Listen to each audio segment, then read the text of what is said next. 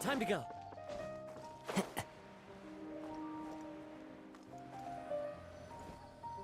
Let's continue our chat here. Okay, so do you have any ideas on how we can investigate the sages, Nahida? Actually, I've already done a little bit of work on that. But for now, I want to hear your thoughts.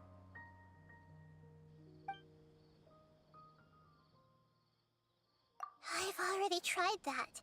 But all the key members of the Academia, even the core 30 guards, intentionally avoid wearing their Akasha terminals.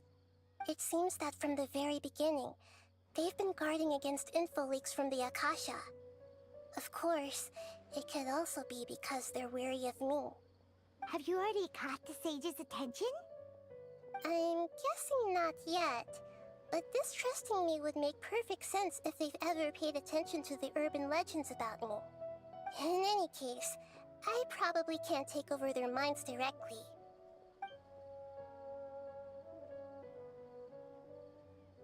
No way, that's too risky. You mean it'd be too easy to get caught?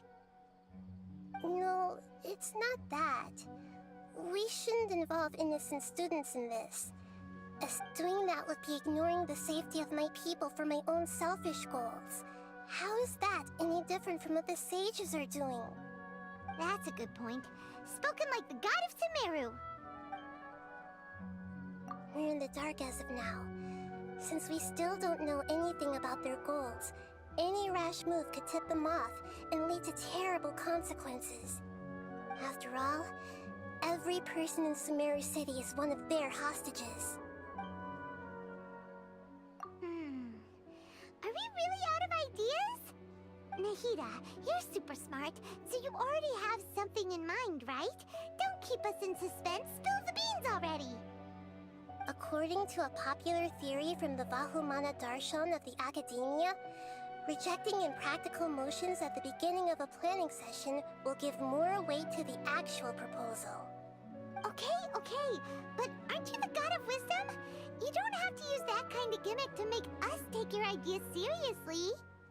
Well, I've been thinking that if I can't directly possess the leaders, and if I can't get ordinary people involved, then I should find someone who's already involved, but hasn't decided to side with the sages.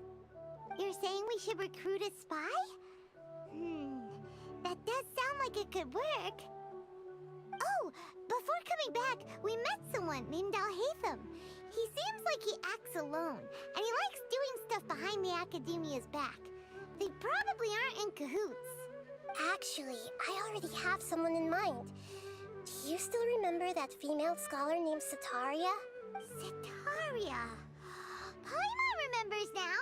Isn't she the one who's always trailing behind the Grand Sage of the Academia? We ran into her basically every time the Sub-Zerus Festival repeated itself. You could even say we're old enemies by now. Paimon still remembers the smug and mean way she always spoke to Nilou. I've always liked observing all kinds of people, and Setaria has always stood out from the crowd. She was born in the desert and was hailed as their greatest genius. Her academic gifts allowed her special admission into the Academia, and also gave her the opportunity to serve as the sage's assistant. Oh, Paimon didn't know she was from the desert. She must be pretty special then. Paimon feels like most of the desert dwellers around the city are working as mercenaries. The name Setaria means star. When she lived in the desert, she shone like the brightest star in the night sky. Later on, she was chosen by the sun. The star was given a place in the daytime sky to complement the sun's dazzling light. Soon after, the star witnessed the sun scorching the earth, which brought forth many disasters. The star began to waver. Instead of staying beside such a sun, wouldn't it be better to return and light up part of the night sky? But in the end, she couldn't give up the radiance of daytime. To cope with her shame, the star buried her guilt and closed her eyes. From the sound of it, Setaria's just hung up on the research opportunities here. But she doesn't really support the academia.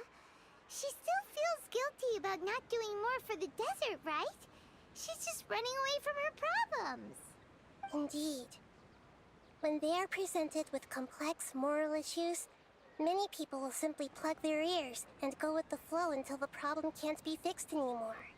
She's suppressing a lot of guilt, but before she realized it, she had already become the sage's accomplice. She can't deny her part in their schemes anymore. Right. We must somehow make her face her problems again. That way, not only can we get useful intel from her, but she can also use it as an opportunity to redeem herself.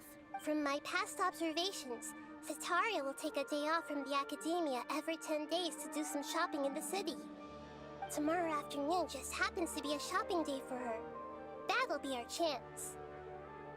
To prepare, let's go check out some of her favorite spots, and have a quick chat with a few of the vendors there.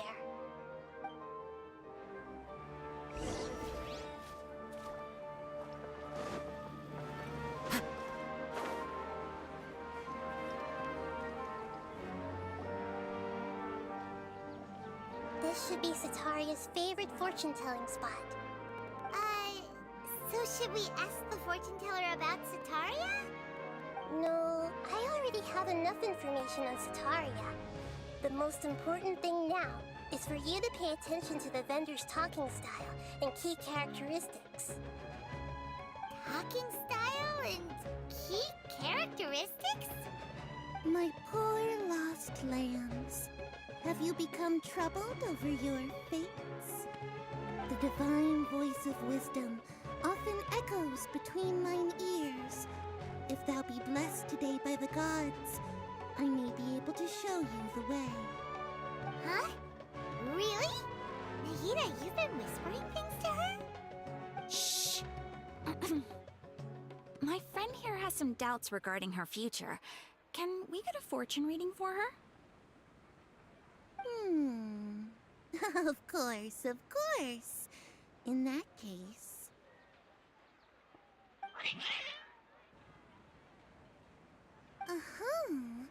It would seem that Harut and Marut are quite wary of you.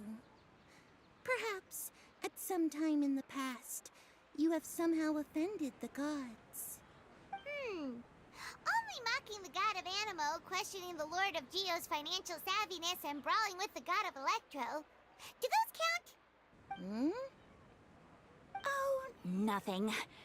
Go on, pick an aspect for her to divine. Love prospects? No problem at all.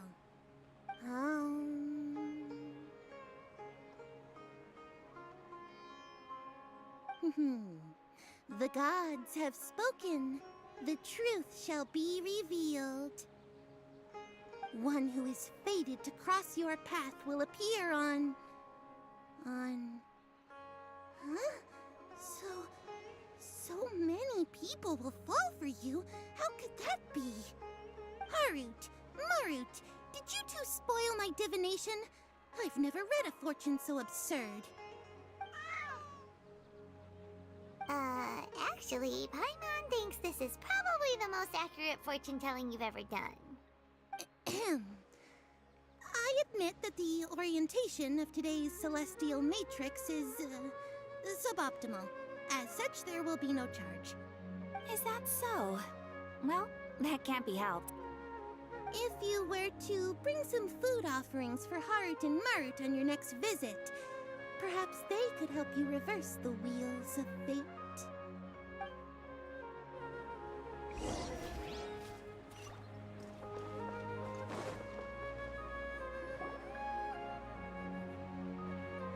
Is this another one of Setaria's favorite stalls?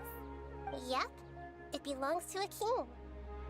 His father helped Setaria a lot when she first moved to Samari City, so she still comes by whenever she has time.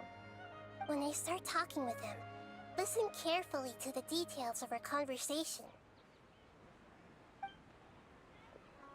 Ah, dear customers, would you like to look at some pottery? We caught wind of your great craftsmanship, so we specifically came to take a look. Oh, I recognize you. Aren't you Miss Catherine from the Adventurers Guild?